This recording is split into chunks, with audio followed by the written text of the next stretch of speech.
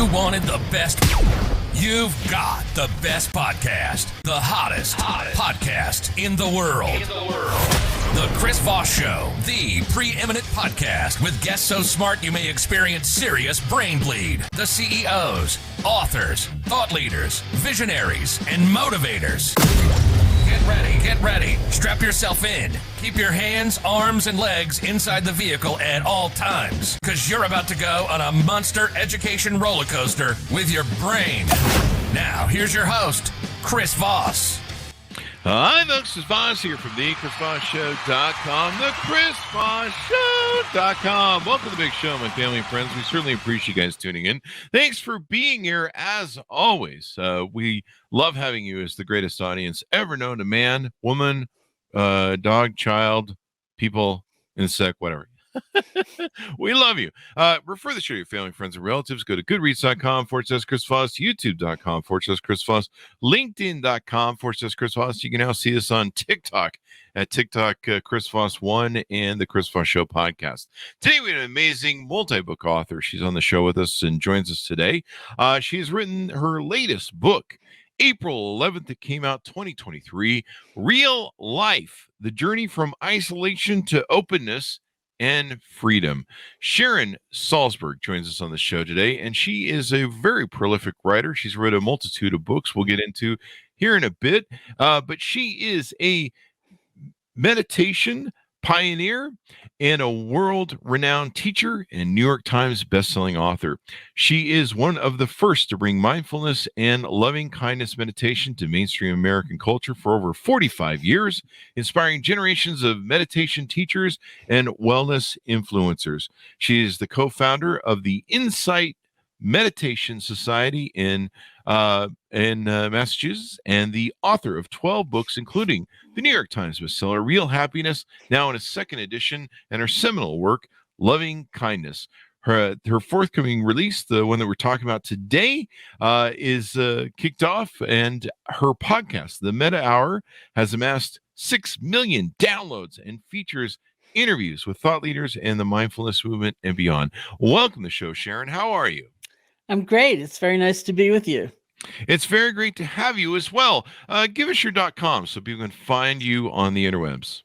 Sure. It's SharonSalzberg.com. Salzberg is spelled with an E, not a U. Spell check's going to try to change that. Don't let it do that. Don't let it do that. Don't let it do that. So give us an idea of what made you motivated to write your latest book, please. Well, like many people, though not everyone, I was in pretty severe lockdown during COVID, and I was here in Barre, Massachusetts, where the Insight Meditation Society is. I come up here from New York City in kind of mid-March thinking, I'll go up there for 2 weeks and ride it out. And I was just here for a very long time. And so I have written other books, and I was moved to kind of write about my experience, like what I was relying on, what I was counting on, what was supporting me, the difficulties I and so many were facing, and the tremendous loss in some way that so many people were experiencing, either of a person, a beloved, or just circumstance. Like I wasn't expecting to be here. My life was in great upheaval, like so many, and so I thought, okay, what's the thread that's helping me, and what's the thread that's helping others that I know, and let me try to convey that. There definitely. I mean, it was such an interesting time, and so many people wrote so many amazing books. So many amazing books during this time that people were using. It was quite incredible, all the different experiences people have. So give us a 30,000 foot overview of this book. The arc of this book is moving from those states where we feel most confined and trapped and constricted to states of openness and connection and freedom, and really looking at our experience. It's not so much the state itself, the emotion, the fear, the anger, whatever it might be, but it's getting lost in it, getting overwhelmed by it, seeing no way out, no options. That's really what is imprisoning us, and being able to relate differently to all of those with more kindness and compassion toward ourselves so we open up. And then in that openness, really fostering a sense of connection to others. And I realized that was a trajectory. First of all, I'd been on my whole life, and many of us are. But it also could happen in changing a thought pattern. Reminding myself, you know better than that. You don't need to go there. You've been there 50,000 times. How about trying this? And it just like things got more creative for me as I was formulating it. And I thought, oh, that's a way for many. You've written 12 books now. How do you think this book is different than the other ones you've written? Partly my circumstance was really different. Like I wasn't traveling, which I was doing constantly before then, and grabbing an hour to write or something like that. And it was just my life, was looking within and doing what I could do to try to help others, which was a massive amount of teaching online. And also I was moved so much by what I was reading. I'm like a really habitual chat reader. And, I'd read these things as I was teaching meditation, which is what I do. Somebody would write, I live in a nursing home. I haven't had a visitor in a year. Wow. Or I went to see my mom in a nursing home, stood outside in the snow. Wow. So I could see it through a window. It's like we forget, what it was like, especially in some areas. I work a lot whenever I can with the people we call caregivers, those who either in their personal lives, their families, or in their professional lives are really in a way on the front lines of suffering and challenge and trying to help others. And, when people would say to me, people are not always able to say goodbye to their loved one as they're dying. They have to do it on an iPad. I would say someone holding that iPad. Yeah. There's someone who day after day after day after day is bearing witness to this. And so I did it as much work as I possibly could with people in the medical professions or first responders or, firefighters, anybody, ambulance drivers, those people. And so I was learning such a huge amount. It was so moving to me that, and given the circumstances of not traveling, I was able to put it down on paper, so to speak. There you go. It was a difficult time for a lot of people. My sister has MS. She's in a care center. We had to do the go stand outside the window, as you mentioned. We couldn't risk getting her COVID, especially in the early days when everyone's like, I don't know what this is and what's going to happen.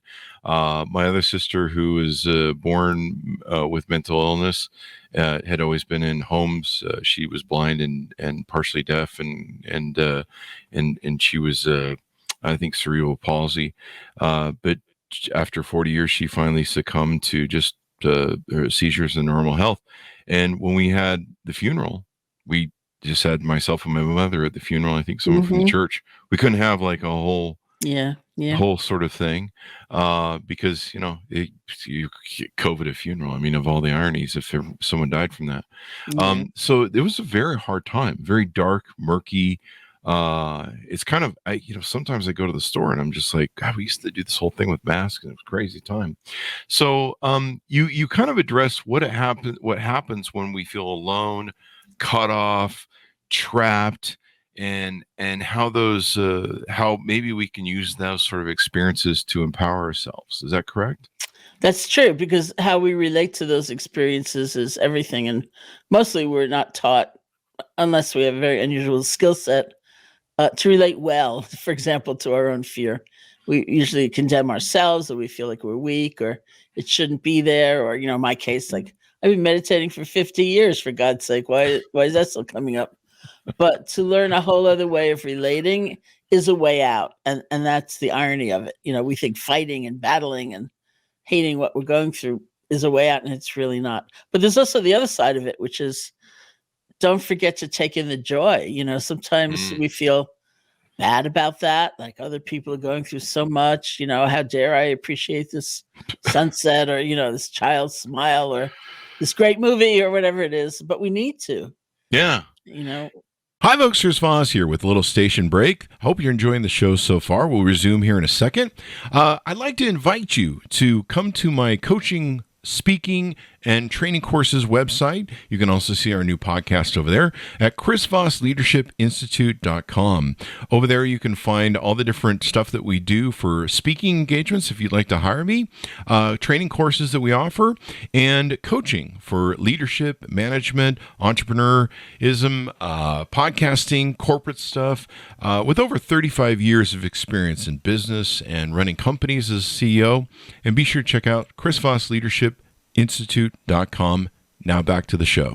You know, a thing that helped me, and it actually, we've had our show for 14 years, and I don't know how much of our audience realizes this. I think I've talked about it before, but in 2000 when COVID hit, I was struck really hard with a lot of stuff. I mean, we were losing hundreds of thousands of dollars in shows and events. We normally would go out to these big shows and interview people, and CS and the NAB show and SEMA show and South by Southwest, and we normally would do all these interviews, and there was a lot of different, just events, touring, speaking, all that sort of good stuff, and it all just was planned out. It was guaranteed business, and it just collapsed. And so it was a lot of money.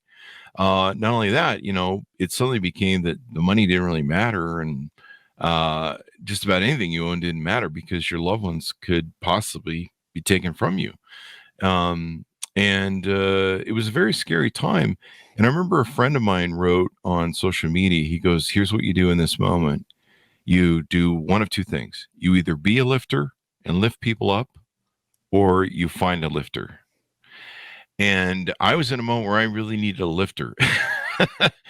And I remember thinking, okay, I'm not good at trying to have other people lift me up. I just suck at that. And so I said, how can I be a lifter? And I took a look at my assets, and we changed the format of the Chris Voss Show to go from interviewing CEO technology people and all this business silliness that we used to do that seemed silly at the time, I should say. And I said, we're going to open the scope up of the show. We're going to interview authors of all walks of life and everybody, and we're going to create more info entertainment. And it was what I wanted to do in my heart and what I felt good doing. And I tried to create shows that lifted and to be a lifter. And I've loved it ever since. And it's been a beautiful changeover. And we've had people like yourself on the show. But that whole be a lifter thing really gave me an empowerment to try and lift people up and inspire people, and hopefully it worked. That's beautiful. And dare I diagnose you as a caregiver? Because probably that's exactly the pattern, that so many people have. And people say to me, I'm not a hospice nurse, or I'm not in that position of taking care of a family member, but in my friendships, just my ordinary connections, I find I'm always the giver. I feel very uncomfortable receiving. Might I be classified as a caregiver? And I say, yeah, I think so. Yeah. It's a pattern so many of us have. And it was a survival mode for me. I mean, I've always been a bit of a comedian. I've always tried to make people laugh. I kind of get a juice off it, like comedians do.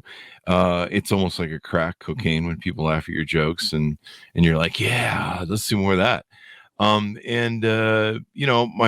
people call me from hospitals or going through different issues, call it childhood trauma, whatever you want to fucking call it. That's the way I got it, but it works. It's a survival mechanism for me, but I make people laugh. I've had people call me from hospital bedrooms, and they're really in a dark place, and I'll start making them laugh and telling them nurse jokes and doctor jokes, and and then pretty soon they're laughing, and then pretty soon they're in a much better place. And so it's almost kind of self-survival mode, because there's a self-serving, self-love sort of thing to trying to help other people out. It's kind of when we give, we get, I guess. Yeah, I think that's really true. And I had a not very good hospitalization for pneumonia, and I wish I had your number. Well, you know who to call next time. I do. Hopefully you won't be in the hospital anytime soon. But yeah, if you ever get that hangnail, just give me a ring. I shall. And it's fine. Sometimes it's out of balance. It is a survival mode. I really agree with you. And so many of the things that we have patterns for are adaptations, and they were really smart. Maybe for a very long time. And yet sometimes when it's your only mode, or you don't see options, or you're just kind of tired, Yeah. It's nice to have some options that appear, and receiving it makes so many of us uncomfortable because I'm the same way. But nonetheless, when you kind of sense someone with a balance, you think, oh, that looks interesting. Yeah. I mean, even if I'm on the receiving end, I'm probably going to do jokes to make people laugh and be decrepitating self, But you talk about some different things in the book on important things to ask ourselves. Why do I most deeply yearn for, or what? I'm sorry, what do I most deeply yearn for? What would I benefit from letting go of? And what do I believe is possible for me? I like these questions. They're very open-ended and spacious. Tell us more. Well, it's thinking of these changes as like a journey, and like any journey, we pack in a way. We're kind of saying, what do I want to take with me? What do I leave behind? Mm-hmm. And also, that framing kind of came strongly for me when I was actually sitting with a friend who was dying. It was some weeks before her dying, although because you never know, Mm-hmm. if it was a day or some weeks. It turned out to be some weeks, but she was at home, and they set up a bed for her in kind of this den area overlooking a garden, and across the garden it was a courtyard, and there was another building, and at one point she said to me, she was kind of going in and out of clarity, and she said, basically, I have to pack. And I said, you have to pack? And she said, yeah, I have to pack. I have to go over there, and I have to cross the courtyard, and I have to bring all this stuff with me. Wow. So it didn't occur to me what she was sort of saying for about 45 minutes, so I just kept saying, everybody loves you. I love you, Mm-hmm. You're not alone, whatever. And then 45 minutes later, it struck me what across the courtyard probably meant. Wow. And I said, remember when you were saying you had to pack all this stuff to take it across the courtyard? You don't have to take anything with you. It's okay. You can just go. You can just go. Don't worry about those things. Mm-hmm. And she said, really? And I said, yeah, really. You can just go. And that's when that framing got really strong for me. I thought, what are we dragging along, that maybe we don't need tomorrow even? That's brilliant. So if I understand you correctly, maybe we should quit carrying all this stuff, this baggage we have around through life, because when we die, it's gone, and it's probably not going to matter for a hill of beans. Like, I don't know if your utility payments due or something. Yeah, exactly. You don't have to be wild and reckless, but really, it's like the things we worry about and the grudges and, what does so-and-so think of me? It's like, who cares? Yeah, who cares? It's true though. It's I remember the old Fight Club scene where it's like, we buy things to impress people who don't give a shit about us. Yeah. Like no one cares if Chris Voss has a designer bag or not. I can't even name design. I was trying to think of one off the top of my head, but no one cares. I mean, I used to live my life where I would buy things to impress people, and I did it for myself. I grew up poor, so I would buy things, to impress myself. But I also thought, well, people see me in this nice car, they're going to be like, holy crap, what an amazing gentleman that Chris is. And usually people are just like, no, he's still an asshole. Which hasn't changed actually over the years. Or I would bet all those people you call when they're in the hospital, when they hear your name, they don't think that was a great car he had. Yeah, right? That's true. That's a really good point, isn't it? Yeah. They were like, wow, he's really funny, but then they were like, he's still an asshole. But no, yeah, I mean, a lot of this stuff we carry a lot of stuff. Like one of the challenges I think everyone has, I assume everyone has, maybe unless you're a narcissist, is you worry about the past. You think about past things. You're like, oh God, I wish I hadn't hurt that person or offended that person or said that stupid thing, or I can see how when I did this, it caused this, and that was hurtful to maybe some other people's or hurtful to myself. And, and we worry about all this crap that we can't change.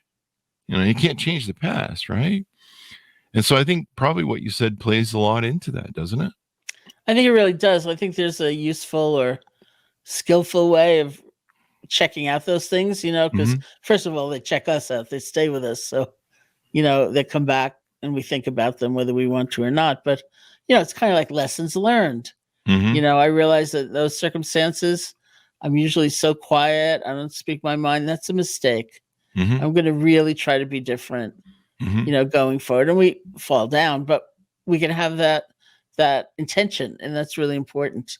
Or maybe making amends in some situations, like that really stopped that person in their tracks. I think I'd feel better if I was just talking to somebody about a decision they had to make about their life and their marriage and so on. And I said, do you sense which path you might take in which you'll have the least regret?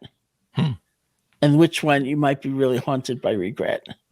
Wow. And so those are important considerations. But there's something else we do, Mm-hmm. which is more like a wholesale condemnation. Like, not just, I said that stupid thing, I'm going to try to be better. It's like, I am so stupid. I am so bad. I always will be. There's no hope for me. I could never change. And so it's just this massive kind of lacerating self-hatred that leads nowhere. Mm-hmm. So it's not useful. It's not helpful. And it's so painful. Yeah. I like how you frame the question, though. I've heard that the power of a good quality life is the questions you ask, because it opens us up, as you've talked about in your book, to seeing everything that could be possible. And framing the question the way you said it is really interesting, because you're addressing, which might you regret less, or which path should you consider? Because sometimes people don't really consider the past. They just kind of go down them and they go, well, I guess we're down this road. Yeah. And framing it in a way that, like, what are the downsides of this? Because a lot of people, like, hey, I'm going to go buy a new car today. We'll just throw that around as a thing since we're kicking around the show. And you're like, I'm going to go buy XYZ card. Should I buy, the big giant gas guzzler car, the electronic vehicle? We'll just throw that around for fun. And, so you're like, I don't know which car is going to bring me regret, like the gas guzzler, and then gas goes to $5 per gallon. There might be some regret there. And the EV, whatever the thing is there. And so I like the concept of thinking about what's the potential for the most regret. There's also, that's a great example, because, there's also the possibility of considering, like, what might I have to give up in order to get that object or that experience or something like that. Because sometimes we're willing to compromise a lot. Like, I'll work day and night and never see my beautiful new car because I have no time. I'm working 2 jobs and I never get time to drive the thing. Exactly. There you go. I like that idea. I love how you frame that and think about the different variations of result. And by pre-thinking through that, hopefully you can make better decisions, right? Yeah, and it's just more joy. Joy is good too. Though we should get some joy in there as well. Yeah. I note to self: work on the joy part. You talk about taking some risks with what we dare to imagine. Once again, I love that line. Tell us a little bit more about that, if you would.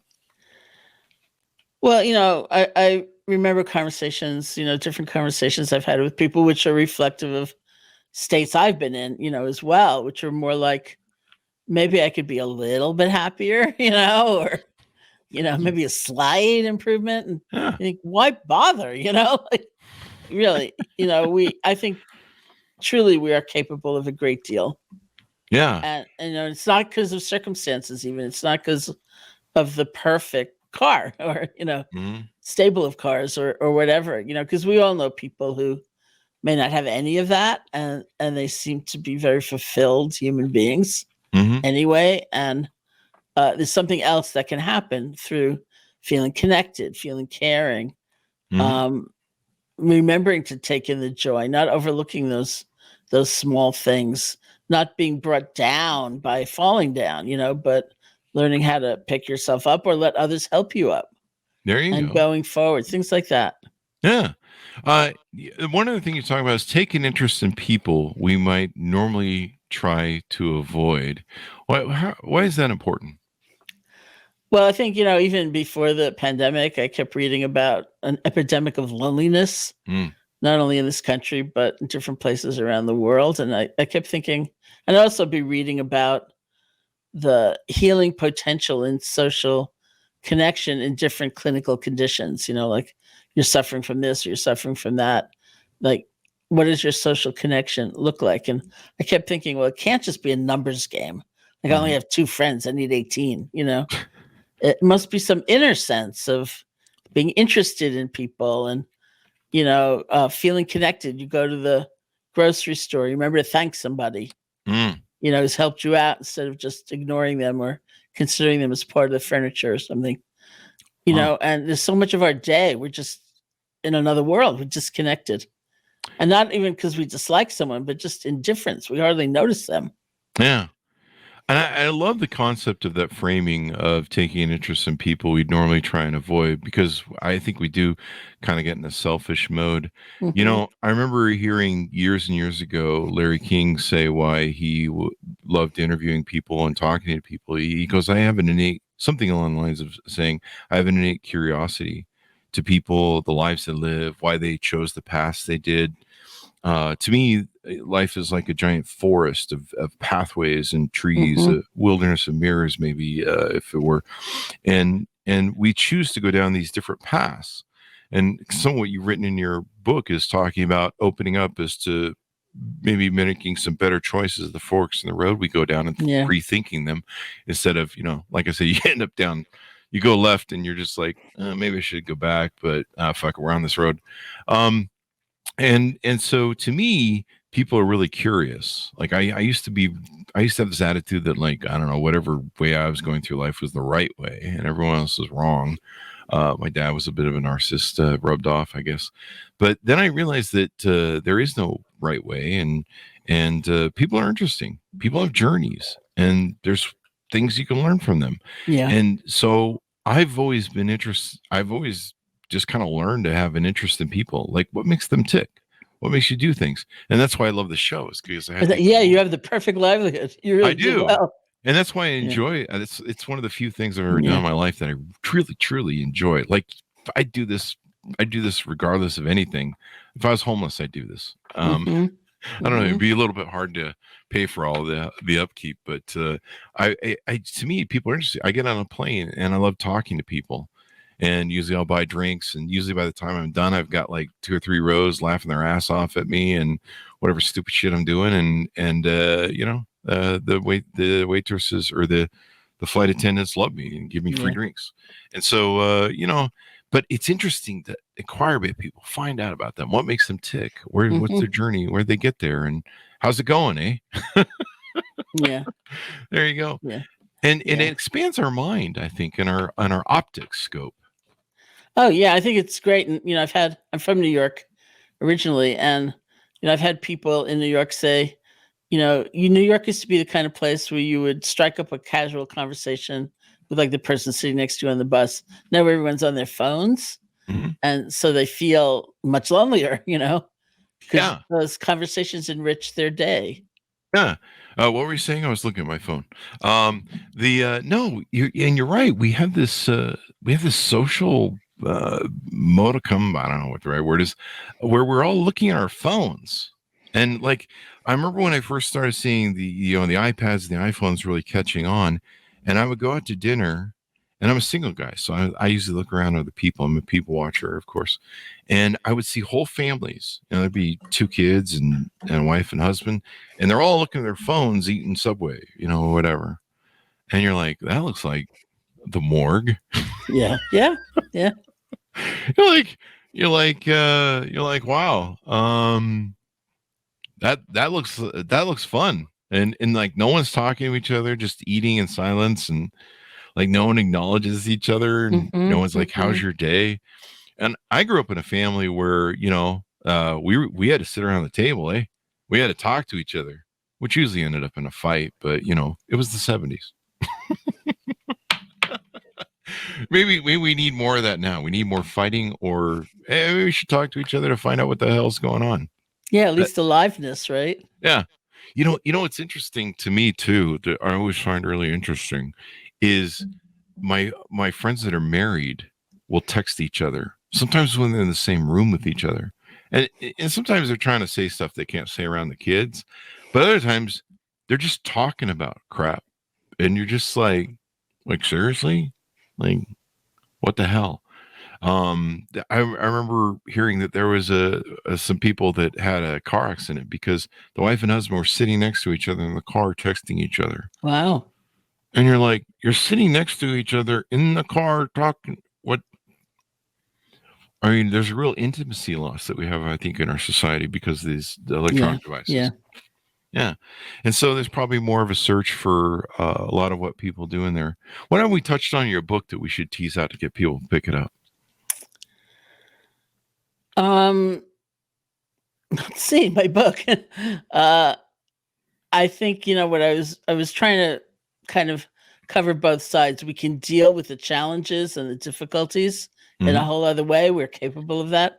And we can remember to reach for the joy and allow that to happen. And if we can work with each of those, and they're very workable, then so much happens, so much emerges, like a whole other sense of creativity and connection and clarity. And as you're, pointing to a sense of possibility.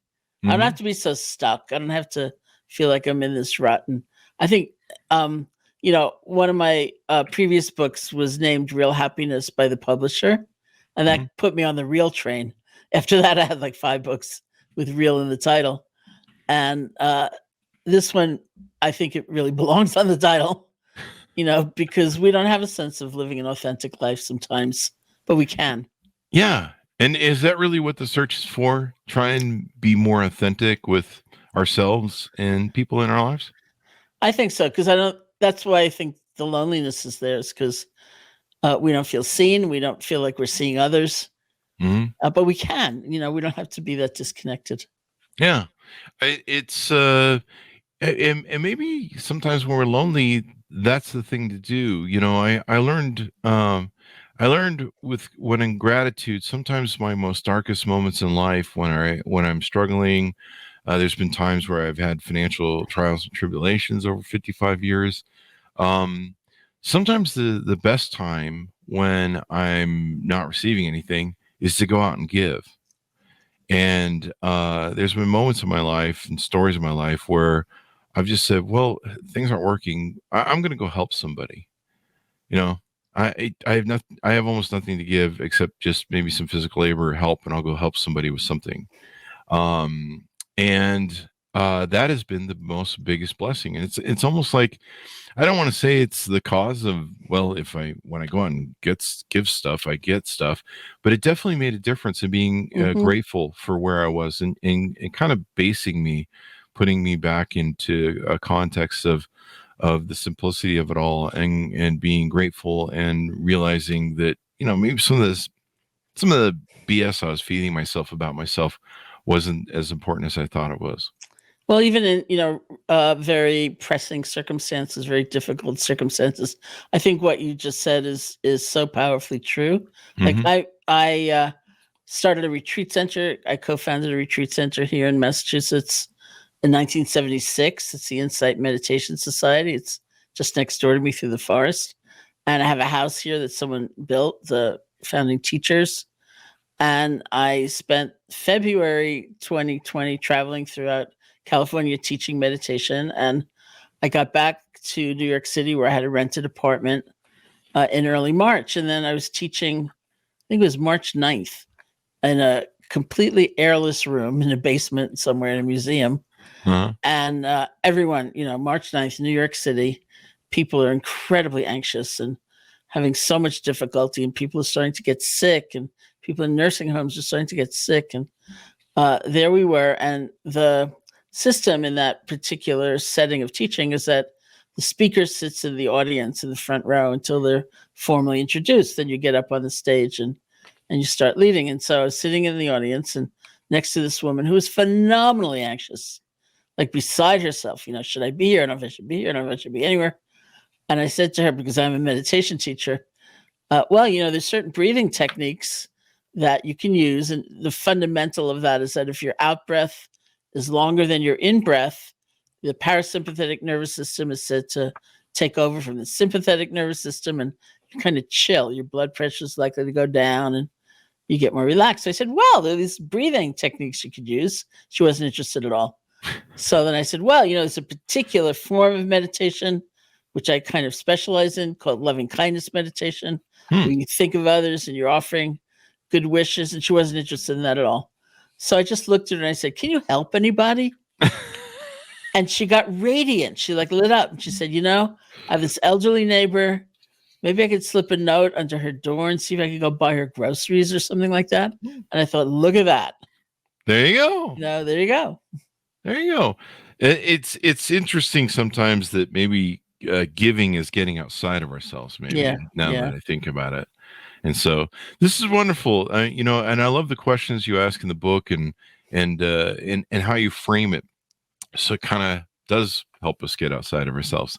Anything more you want to tease out in the book, Sharon, before we go? No, and I do have meditation instructions in the back in the appendix for people who are, interested in that particular way of checking things out. There you go. There's a lot of people that love meditation. I know Howard Stern, and I think his mother was the one who introduced him to I think it's transcendental meditation, and it's supposed to really help them. I don't know. It's Howard Stern still. No, I'm just kidding. He's a fine gentleman. It's just a joke there. But no, it seems to help a lot of people and stuff. I think I've suggested to my mom, and it's been suggested to me, but I think we're going for frontal lobotomy, so forego the meditation. If you ever decide to, just as I have your number now to call you when I'm in the should I ever be in the hospital again, then you have my number. You can call me if you ever want to meditate. There you go. I'll have to look at some meditation jokks. Okay. What did the yogis say to the? I don't know. I'll have to figure. Hot dog vendor. You can try. Yeah, the hot dog vendor. I don't know. There. You probably know lots of meditation. I probably do. There you go. Well, Sharon, thank you very much for coming on the show. Give us your .com so people can find you on the interwebs, please. Sure. It's SharonSalzberg.com. There you go. And thanks for tuning into my audience. Go to goodreads.com/Chris Voss, youtube.com/Chris Voss, and linkedin.com/Chris Voss. And also see us over on, TikTok. And we're Chris Voss 1 over there, and the Chris Voss Show Podcast. Thanks for tuning in. Be good to each other. Stay safe. We'll see you guys next time. And that should have us out.